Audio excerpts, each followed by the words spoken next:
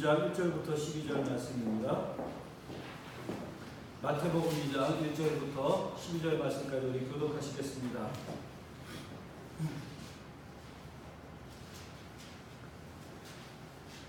헤로드 왕 때 예수께서 유대 베들레헴에서 나시매 동방으로부터 박사들이 예루살렘에 이르러 말하되 유대인의 왕으로 나시니가 어디 계시냐 우리가 동방에서 그의 배를 보고 그에게 경배하러 왔노라하니 헤로드 왕과 온 예루살렘이 듣고 소동한지라. 왕이 모든 대제사장과 백성의 서기관들을 모아 그리스도가 어디서 알리려느니 이르되 유대 베들레헴이오니 이는 선지자로 이렇게 기록된 바 너 유대 땅 베들레헴아 너는 유대 고국에서 가장 작지 아니하도다. 내게서 안하시는 여자가 나와서 내 백성 이스라엘을 쫓아가 되라 하였음이니라. 이에 헤롯이 가만히 박사들을 불러 별이 나타난 때를 자세히 묻고 베들레헴으로 오는 유대에 가서 이에 대하여 자세히 알고 듣고서도 그에게 구하여 가져와서 저희에게 경배하게 하라. 박사들이 왕의 말을 듣고 갈새 동방에서 보던 그 별이 문득 앞서 인도하여 가다가 악이 있는 곳 위에 머물러 서 있는지라. 그들이 이를 보고 매우 크게 기뻐하고 기뻐하더라. 집에 들어가 아기와 그의 어머니 마리아와 함께 있는 것을 보고 엎드려 아기께 경배하고 보배압을 열어 황금과 유황과 모략을 예물로 드리니라. 그들은 꿈에 그들에게로 돌아가지 말라 지시하시노라. 다른 길로 고국에 돌아가니라. 아멘. 예, 오늘 성경 말씀은 예수 그리스도께서 이 땅에 탄생하신 사건을 우리에게 말씀해 주고 있습니다. 신약 성경은 헤로드 왕 때 예수께서 유대 땅 베들레헴에서 태어나셨다라고 하는 기록으로 시작하고 있죠. 하나의 태어남을 이처럼 성경에 기록하지 않으면 안 될 이유가 무엇이겠습니까? 하나의 이 태어남을 이처럼 자세하게 설명하면서 또 이 거룩한 책인 성경을 시작하는 이유는 무엇이겠습니까? 그것은 바로 오늘 언급하고 있는 이 아기 예수의 탄생이 모든 다른 아기들의 탄생과는 완전히 다르다라고 하는 사실 때문에 그런 것입니다.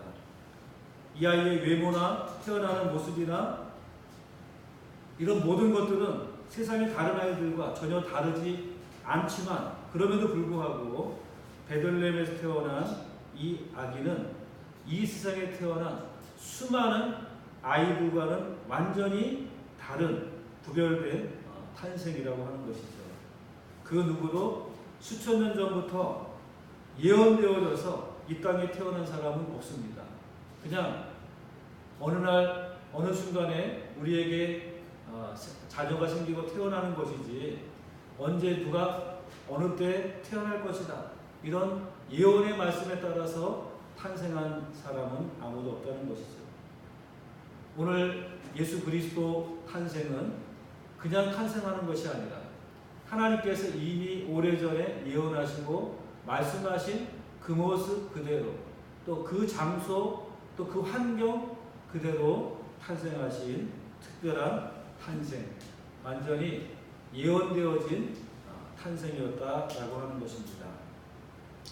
오늘 이 본문의 말씀은 아기 예수께 경배하기 위해서 먼 여행길을 마다하지 않은 동방박사의 이야기죠. 우리가 잘 아는 이야기입니다. 어릴 때부터 동방박사 세 사람 이야기는 잘 들어왔던 이야기고 자주 들어왔던 그런 이야기들입니다. 이 사람들이 누군지 하는 것을 우리가 정확하게 알 수가 없죠.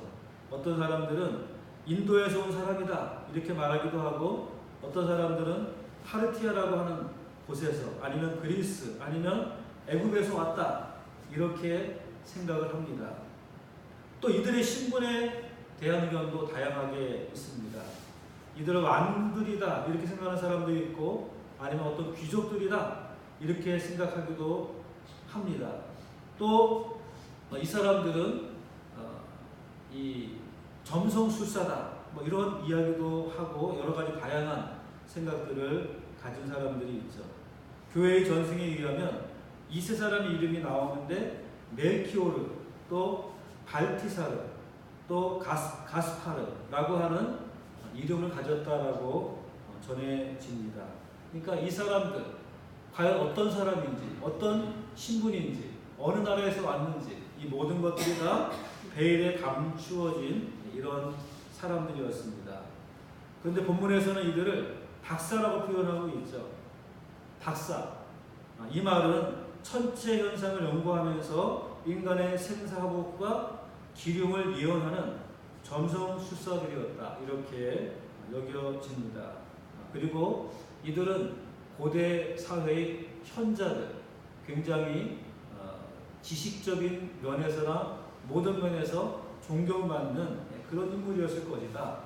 그래서 박사라고 하는 이런 말을 사용하고 있는데, 이 별에 대한 이야기가 나오는 것도 이들이 이 별을 연구하는, 고대의 별을 연구하는 사람들이었음을 보여주는 그런 대목이라고 할 수 있습니다. 또 이 별에 대한 의견도 분분합니다. 이 세 사람의 착각이었다 이렇게 보는 사람도 있고, 아니면 어떤 해석이었다 이렇게 말하기도 하고, 아니면 천체현상 중에 하나일 것이다 이렇게 생각하는 사람들도 있습니다. 그러나 어느 것을 선택하든지 간에 이 별의 나타남, 그것은 굉장히 특이한 이적적인 현상이었다는 것은 우리가 분명히 알 수 있는 사건입니다. 오늘 이 동방박사 이야기는 사실 모든 이야기들이 다 신비스러워 베일에 감추어져 있는 그런 이야기라고 할 수 있습니다. 동방박사들의 신분, 어디에서 왔는지, 어떻게 왔는지, 또 이 별은 어떤 존재인지, 또 이들은 이 별을 통해서 어떻게 왕이 탄생할 것을 알았는지, 이 모든 것들이 전부 다 베일에 감싸여져 있는 신비한 사건입니다. 또 유대인의 왕으로 가실 그분이 이 사람들에게 왜 그렇게 중요한 분이었을까? 그것도 알 수가 없습니다. 그러나 우리가 분명히 알 수 있는 한 가지 사실은, 자신들은 비록 유대인은 아니었지만 이 사건을 통해서 유대인의 왕으로 오신 이가 자신들과도 관계가 있다라고 하는 믿음을 그들이 갖게 되었다는 것입니다. 또 그 믿음과 신앙이 그들로 하여금 그 먼 길을 여행해서 아기 예수께 경배하러 오게 만들었다라고 하는 것입니다. 이 아기는 보통의 아기가 아니라 모든 인류를 구원할 분이라고 하는 이 사실, 그들이 모든 것을 알지는 못했다 할지라도 이 사실만큼은 그들의 마음 가운데 확실하게 아는 그런 계기가 되는 사건이었다는 것을 우리는 알 수 있습니다. 오늘 우리는 이 동방박사들의 깨달음을 온 세상이 다 알 필요가 있습니다. 예수님의 탄생은 우리를 위한 탄생이고 모든 죄인을 위해서 오신 것임을 모든 인류는 깨달아 알 필요가 있는 것입니다. 성경을 보면은 이 사람들은 별을 보고 출발했다라고 말합니다. 출발하는 그 자체는 별을 발견하게 된 것이 하나의 계기가 되었습니다. 그들을 인도하는 것은 무엇이었느냐? 오직 별빛 하나밖에 없었던 것이죠. 그렇기 때문에 낮에는 이동할 수가 없었습니다. 별이 보이지 않으니까요. 밤이 되길 기다렸다가 밤에 그 별의 빛을 따라서 이동을 했다는 것입니다. 누구에게 자기들의 길을 물어볼 수도 없었습니다. 단지 별의 인도함을 따라서 그들은 갔던 것입니다. 오직 별빛을 보내신 하나님만이 그들의 안내자였고, 그들의 소망은 오직 하나님의 인도하심밖에 없었다는 사실입니다. 그렇습니다. 아무것도 보이지 않고 아무것도 손에 잡히는 것이 없는 가운데 하나님의 인도하심, 그 하나만을 바라보면서 어디에서 끝날지 모를 그 길을 걸어가는 것이 바로 우리의 신앙인 것이죠. 우리의 길은 어디서 시작해서 어디로 끝나는지 알지 못하지만 오직 하나님의 인도하신 그 하나만을 바라보며 나아가는 것입니다. 우리의 신앙은 바로 그 빛을 바라보면서 내 걸음을 내어 딛는 것이죠. 그럼에도 불구하고 그 신앙 가운데에는 보이는 것보다 더 분명한 증거가 있는데, 바로 하나님은 살아계시고 내 삶을 선하게 인도하시고 있다고 하는 이 믿음이 있기 때문에 우리가 그 길을 걸어가는 것이죠. 그래서 히브리서 11장 1절에는 믿음은 바라는 것들의 실상이요 보지 못하는 것들의 증거라고 말합니다. 우리의 눈에 보이지 않지만 보이지 않는 것을 보는 듯이 갈 수 있는 것은 바로 우리에게 이 믿음이 있기 때문에, 하나님은 선하시고 하나님은 내 길을 선한 길로 인도하실 것이라고 하는 그 믿음이 있기 때문에 우리는 하나님만 바라보면서 이 믿음의 길을 걸어가는 것입니다. 오늘 이 성경의 문맥을 잘 살펴보면은 그 별이 나타났다가 이제 예루살렘에서 갑자기 그 별이 사라졌다는 것을 볼 수가 있죠. 그러니 이 별빛 하나만을 의지하고 온 이 박사들이 예루살렘 사람들에게 유대인의 왕으로 나신 이가 어디에 계시는지를 물어볼 수밖에 없었습니다. 유대인의 왕으로 나신 이가 어디에 있는지 그들은 알 수 없었고, 별빛도 사라졌기 때문에 그 땅에 있는 사람들에게 묻게 되는 것이죠.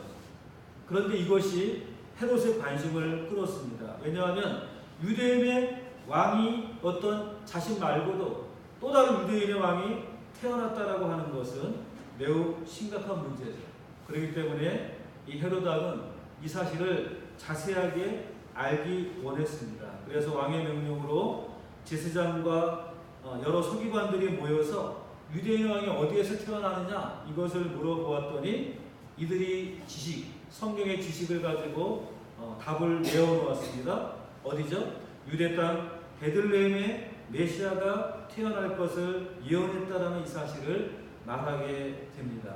그제서야 별은 다시 그들을 비추게 되고, 그 별의 인도함을 받은 이 동방박사 세 사람은 아기 예수께 인도함을 받아 그 아기 예수를 만나고 그에게 경배하였다. 이것이 성경에 나오는 모든 사건이죠. 우리가 이 말씀을 통해서 몇 가지 진리를 함께 살펴보려고 합니다. 첫째는 예수 그리스도는 유대인의 왕으로 나신 분이라고 예언된 분인데, 이 예수 그리스도의 태어나심이 선민인 유대인들이 아니라 그들에게는 철저하게 감추어져 있고, 오히려 이방 사람들인 이 동방 박사들에게 먼저 계시되었다라고 하는 사실입니다. 이것은 우리에게 아주 중요한 진리를 말해주고 있죠. 곧 복음이라고 하는 것은 혈통과 나라를 뛰어넘어서 구원을 갈망하는 모든 사람들에게 계시될 것을 보여주는 것입니다. 지금도 마찬가지입니다. 예수 그리스도께서 태어나시고 자란 그 땅의 사람들에게는 예수 그리스도가 누구이시고 그분이 왜 이 땅에 오시고 십자가에 못 박혀 죽으셨는지 철저히 감추어져 있죠. 지금도 유대인들에게 물어보면 그들은 여전히 메시아를 기다린다라고 말합니다. 예수 그리스도가 메시아라는 사실을 그들은 인정하지 않고 있는 것입니다. 그들은 여전히 가리워져 있고 메시아를 모르고 있고 메시아가 어떤 분인가를 깨닫지 못하는 상황 가운데 있습니다. 오히려 우리들이 그 메시아가 어떤 분인가를 더 잘 알 수 있습니다. 유대인들에게는 감추어져 있지만, 그러나 이스라엘 백성도 아니고 유대인도 아니고 하나님의 선민도 아닌 우리들에게는 예수 그리스도에 대한 분명한 진리를 더 확실하게 알 수 있는 것, 이것이 바로 하나님께서 우리에게 말씀해 주시는 것입니다. 이것은 바로 예수님께서 오신 것과 함께 이루어진 이 복음의 축복이 혈통이라든지 어떤 지역에 매이는 것이 아니라 주님이 택하신 모든 사람들에게 전파되는 것을 보여주고 있습니다. 복음은 이스라엘 땅에 매여 있는 것이 아니고 유대인들에게 갇혀 있는 것이 아니라 이제는 온 세상 사람들에게 전파되어지는 복음이라고 하는 사실입니다. 사실 예수 그리스도의 탄생은 누가 먼저 알고 또 누가 먼저 환영해야 됐습니까? 당연히 유대인들이었겠죠. 그들이 제일 먼저 알고 오실 그분을 환영하는 것이 마땅할 것입니다. 그런데 지금 예수 그리스도를 맞이하고 환영한 사람들은 누구입니까? 거꾸로 이방인들, 동방의 먼 길을 떠나온 이 세 사람들이 오히려 이 이야기를 믿고 그분을 경배하기 위해서 왔다라고 하는 것입니다. 그리고 메시아가 왕이 이 땅에 나셨다는 사실을 그들을 통해서 듣게 되었다라고 하는 것이죠. 오늘 우리도 마찬가지입니다. 복음은 결코 가문대대로 주님을 믿는다고 해서 저절로 그 자손들이 마음 가운데 그 복음이 받아들여지는 것은 아닙니다. 우리가 기독교적인 환경이나 기독교적인 분위기 가운데 자랐다고 해서 반드시 그 사람이 복음을 받아들이는 것도 아니죠. 조상 대대로 그리스도와는 상관이 없고 복음과는 거리가 먼 그런 철저한 이방인으로 살았던 사람들에게도 복음의 빛은 비추어지게 되고, 그래서 그 빛으로 말미암아 믿음의 길을 시작할 수 있게 되는 것입니다. 우리가 습관적으로 주님을 섬기고 예배하지만 복음을 알지 못하는 그런 사람들도 참 많이 있습니다. 그들은 지금 이방인에게 메시아의 탄생을 들었던 이 유대의 종교 지도자들만큼이나 부끄러워할 그런 사람들이죠. 그러므로 제가 오늘 여러분들에게 간절히 원하는 것은 교회에 나오고 우리가 주님의 약속의 백성이 된 것으로만 우리가 만족해서는 안 된다라고 하는 것입니다. 그 복음의 빛이 언제나 우리의 마음 가운데 비추어지고, 그리고 그 복음을 통해서 내 삶이 날마다 인도함 받기를 원하는 그런 삶을 우리가 구하고 사모해야 된다는 것입니다. 하나님의 말씀을 늘 새롭게 깨닫고 그 하나님의 말씀의 인도하심을 따라 살아가기를 힘쓰는 그런 우리들이 다 될 수 있기를 바랍니다. 두 번째로 우리 이 아기 예수를 경배하기 위해서 그 먼 길을 여행해 왔음에도 불구하고 그 별빛이 갑자기 사라지는 때도 있다는 것입니다. 오늘 본문을 보시면 이런 내용이 기록되어져 있죠. 예루살렘까지 왔는데 갑자기 그들을 인도해 왔던 별빛이 사라져버린 것입니다. 이 사실을 보면서 우리가 무엇을 할 수 있습니까? 이 사람들이 누구인지는 알 수 없지만 틀림없이 가정을 가지고 있는 사람들이었을 것입니다. 많은 주석가들은 이들이 준비해온 예물들을 미루어 볼 때 아마도 그들은 상당한 어떠한 지위에 있었던 사람이었을 것이다 라고 그렇게 생각을 합니다. 그래도 어느 날 갑자기 별을 관측하다가 특이하게 빛나는 별을 보았고, 또 그 별의 이끌림을 따라서 길을 갑자기 떠나게 됩니다. 그러면서 자기들이 그동안 간직해왔던 가장 소중한 물건, 황금과 유향과 모략을 가지고 길을 떠났을 것이라는 것이죠. 그 어느 것도 예측할 수 없는 상황 가운데서 그들은 떠났을 겁니다. 그들이 믿을 것은 오직 별빛 하나밖에 없었던 것이죠. 그래서 그 별빛을 따라서 예루살렘까지 왔는데, 그런데 갑자기 별빛이 사라지게 되는 것입니다. 이들에게 무슨 잘못된 동기가 있었을까요? 이들에게 있어서 무슨 죄를 지은 것 때문에 이 별빛이 사라졌겠습니까? 아무것도 그들이 잘못하지 않았음에도 불구하고 이 별빛이 갑자기 사라지게 되었다라고 하는 것이죠. 그들의 소원은 오직 하나죠. 이 별빛을 통해서 인류의 구원자로 오실 그분을 경배하는 것, 그것만을 바라보면서 그들은 길을 떠나왔는데, 그런데 갑자기 그 별빛이 사라지게 되었다는 것입니다. 우리의 인생에서도 이렇게 별빛이 사라지는 밤을 지날 때가 있습니다. 이제껏 믿고 따라오던 삶의 목표가 사라지는 것 같은 때가 있죠. 목표는 남아있다 할지라도 내가 의지하고 붙들고 살아가는 어떤 것들을 우리가 잃어버린 채 우리는 아무런 도움을 받지 못하는 사람이 된 것 같은 그런 때가 우리의 삶에는 있습니다.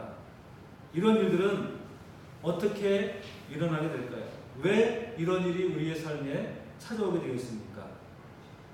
대부분 이런 일들이 일어나는 것은 우리의 죄와 허물 때문에 일어나는 일입니다. 우리가 죄 가운데 거할 때, 내 욕심에 사로잡혀 있을 때, 그리고 하나님을 떠나서 멀리할 때, 그때 우리의 영적인 눈은 멀어버리게 되고 마치 이 별빛이 사라진 것 같은 인생을 경험하게 될 때가 있습니다. 우리의 마음의 눈으로 보았던 하나님의 인도하심, 그것을 우리가 더 이상 볼 수 없는 그런 순간을 맞이하게 되는 것입니다. 그래서 내가 어디로 가야 하고 또 무엇을 해야 할지 알 수 없는 그런 순간들을 맞이하게 될 수 있는 것이죠. 이전에는 분명히 하나님의 인도하심을 따라서 자신 있게 우리의 삶을 살아왔는데, 그런데 갑자기 그 하나님의 인도가 사라져버린 것 같은 그런 절망을 경험할 때가 있는 것입니다. 그래서 우리들이 매일매일 새로워지지 않으면 안 되는 것입니다. 매일매일 내 영혼의 예민함을 가지고 살아가야지만 하는 것이죠. 그래서 그리스도인으로서 최고의 행복이 무엇이겠습니까? 우리 육신의 눈으로는 하나님을 볼 수 없고 육신의 귀로는 하나님의 음성을 들을 수가 없지만 우리의 영혼의 눈과 귀로는 하나님을 확실하게 알 수 있다는 것입니다. 하나님의 자녀로서의 최고의 행복은 바로 이것입니다. 하나님을 알 수 있고 하나님의 인도하심을 내가 들을 수 있다라고 하는 것, 이것이 바로 우리가 하나님을 믿는 믿음의 사람으로서 가장 행복한 그러한 삶의 모습인 것입니다. 그런데 이러한 것들이 갑자기 사라지는 이유는 바로 우리의 죄와 불순종으로 말미암아서 이런 영혼의 감각이 송두리째 사라져버리게 되는 것입니다. 우리가 어렸을 때 짓궂은 장난을 많이 했습니다. 그 중에 하나가 무엇이냐면은 가을철에 뛰어다니던 귀뚜라미를 잡아서 더듬이를 잘라버리는 것이죠. 그러면 귀뚜라미는 더듬이를 가지고서 방향을 판단하고 그렇게 행동을 하는데, 이것을 잘라버렸으니까 어디로 뛰어야 할지를 알 수 없는 그런 상황이 되는 것입니다. 어린 시절에 이런 벌레를 보고 신기해했던 그런 기억이 있습니다. 그런데 욕망과 죄로 인해서 무감각해진 우리의 영혼이 바로 이와 같지 않은가 하는 생각이 들었습니다. 더듬이를 가지고 방향을 파악하고 갈 수 있는 그러한 이 귀뚜라미도 더듬이가 없어져 버리니까 어디로 가야 할지, 어디로 뛰어야 할지 알지 못하게 되는 것이죠.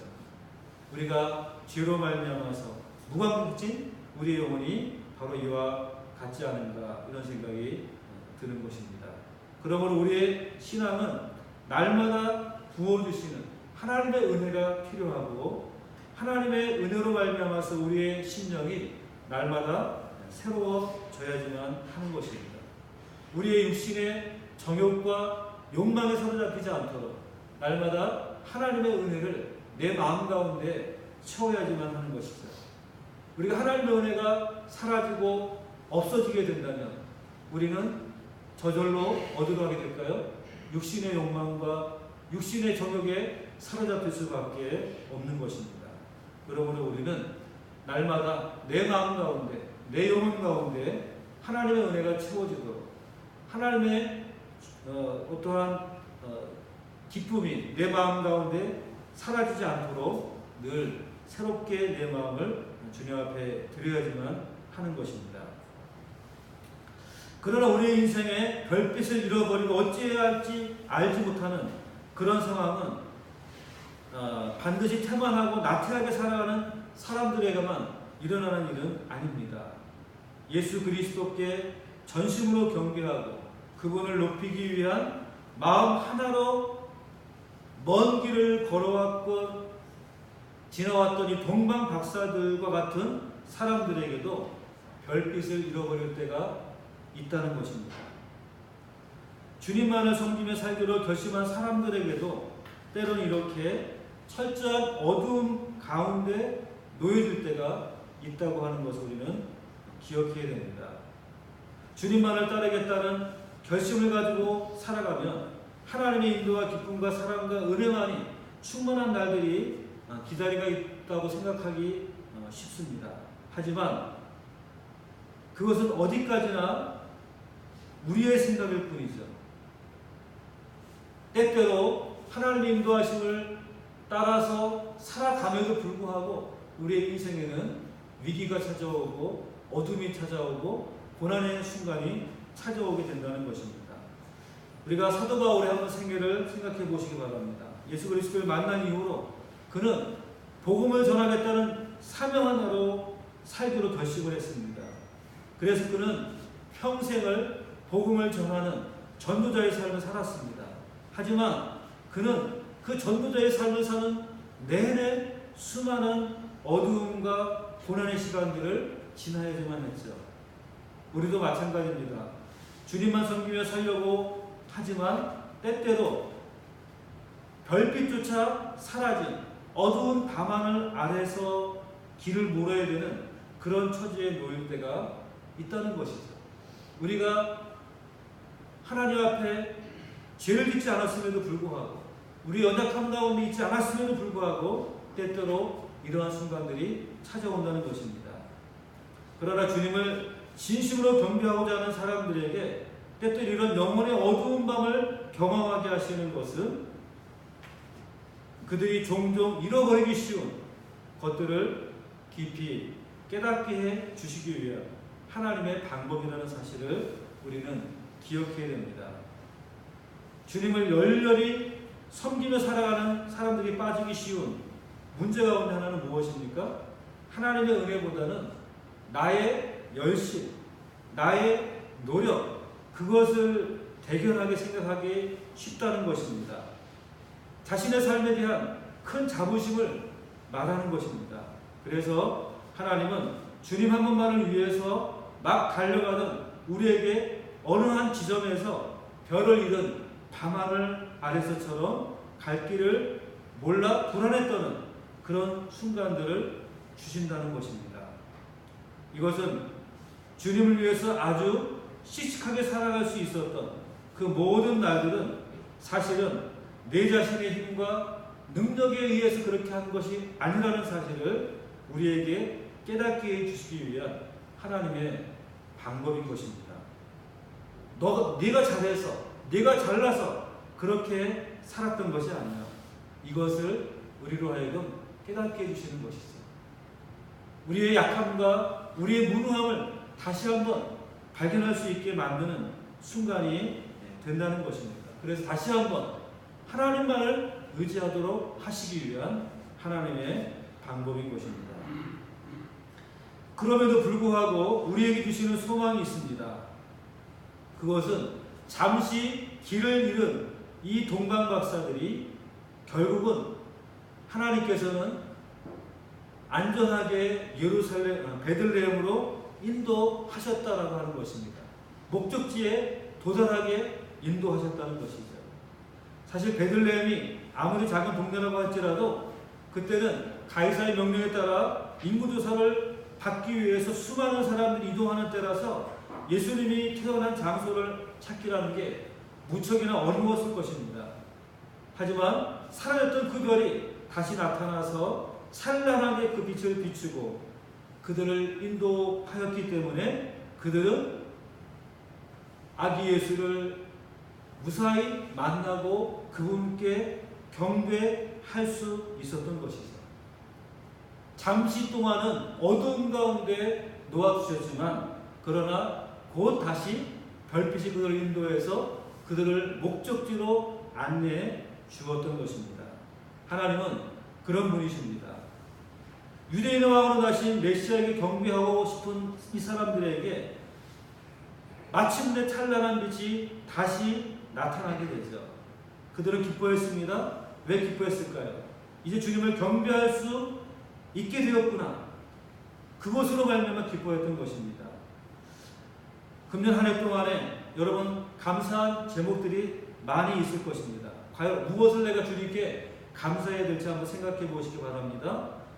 많은 감사 제목들이 있겠지만 이렇게 형편없는 나를 사용하셔서 주님이 섬김을 받으셨다는 것, 우리같이 부족한 사람들의 섬김을 통해서 주님의 일들을 이루어 가셨다는 이 사실이 우리의 가슴 속에 가장 중요한 감사의 제목인 줄 믿으시길 바랍니다.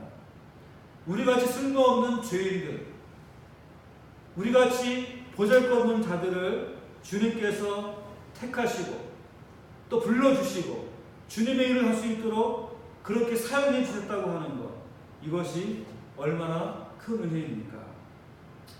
결국 그들은 아기 예수님을 만나게 되죠. 그리고 황금과 유황과 모략을 예물로 드립니다. 이것은 아기 예수께 경배하고 싶은 진실한 소원이 헌신으로 이어지는 것을 의미하는 것입니다. 그들은 자신들의 가장 소중한 것을 주님께 예물로 드렸습니다. 진정한 헌신의 의미가 그 가운데 담겨져 있었던 것이죠. 하나님만을 사랑하고 섬기기를 소원하는 사람들의 그 마음은 그가 일생 동안 무엇을 위해 헌신하며 살았느냐와 직결이 됩니다. 하나님을 믿고 그리스도 예수로 말미암아 구원받은 하나님의 자녀로서 우리는 누구를 사랑하면서 살아야 되겠습니까? 당연히 우리를 죄에서 구원하시고 우리를 모든 사망의 권세에서 건져주신 하나님과 예수 그리스도를 진정으로 사랑해야 되지 않겠습니까? 뿐만 아니라 날 사랑하신 주님께서 우리에게 사랑하라 말씀하신 우리의 이웃들을 사랑하는 것, 그것이 바로 우리가 마땅히 해야 할 사랑의 모습인 것입니다. 아까 우리가 찬송했지만 내가 주님을 사랑합니다. 나의 온 마음 다하여 주님이 나를 위해서 이 큰 사랑을 베풀어 주셨는데 내가 어찌 그 주님을 사랑하지 않을 수 있겠습니까? 이렇게 우리는 주님을 전심을 다하여 사랑하는 우리의 삶이 되어야 할 것입니다. 뿐만 아니라 우리 주님이 사랑하라 말씀하신 대로 내 이웃을 내 몸과 같이 사랑하라. 우리는 그러한 사랑을 행해야 할 것입니다. 그리스도를 위해 헌신하면서 자신의 삶을 드리는 것, 그것은 자기를 죄에서 구원하신 예수님을 진실로 사랑하고 그분을 경배하며 살아가고 싶은 그 사람의 마음을 보여주는 것입니다. 이것이 바로 충성된 삶이죠. 우리가 주님 앞에 충성된 삶을 살아가는 것 무엇입니까? 하나님을 사랑하는 것입니다. 이웃을 사랑하는 것입니다. 주님을 위해서 내 자신을 드리는 삶을 살아가는 것입니다.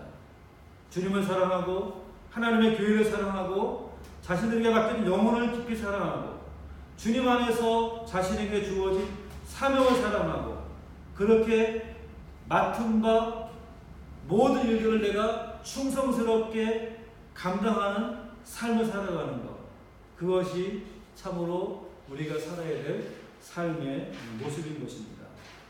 이처럼 기뻐하고 기뻐하던 사람들에게 결국은 예수님과의 만남이 허락됩니다.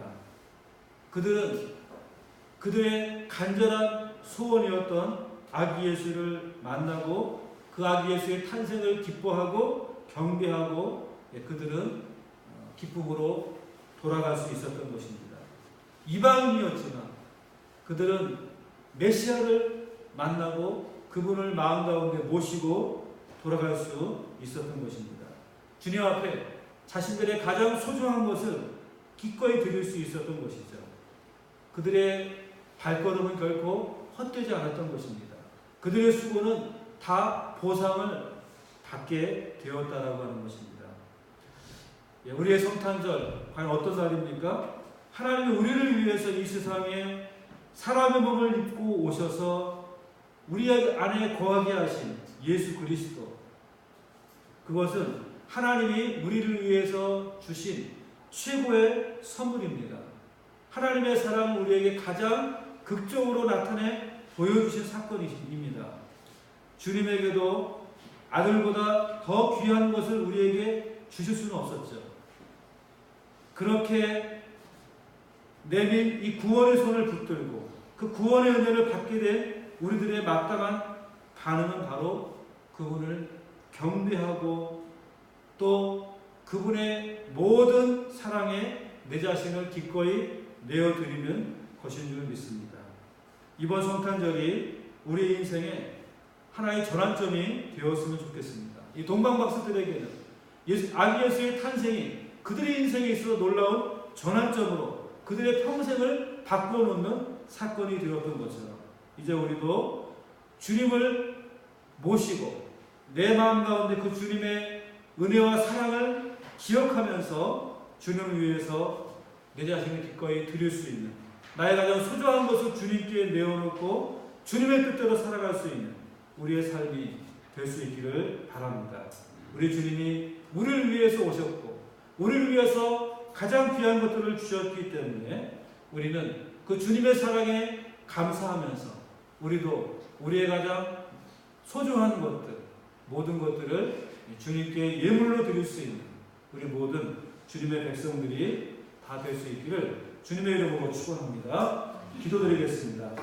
살아계신 아버지 하나님 주님의 은혜를 감사합니다. 우리를 위해서 독생자 예수 그리스도를 기꺼이 보내주시고 이 땅에 아기 예수의 모습으로 탄생하셨습니다. 그 주님을 경배하였던 동방 박사들과 같이 우리도 그 아기 예수 앞에 나아가 주님을 만나고 주님을 경배하고 주님의 사랑을 느낄 수 있는 이 시간이 될 수 있도록 인도해 주시옵소서. 때때로 우리 인생 가운데 빛이 사라질 때도 있지만 그러나 주님께서는 그 가운데에도 함께 하셔서 우리를 깨닫게 하시고 바르게 하시고 주님을 만나게 하셔서 다시 한번 우리로 하여금 주님 앞에 경배할 수 있는 자를 인도해 주신 줄 믿습니다. 오늘도 그 주님을 내 마음 가운데 모시며 살아갈 수 있는 삶이 될 수 있도록 은혜 베풀어 주시옵소서. 예수님의 이름으로 기도드리옵나이다. 아멘.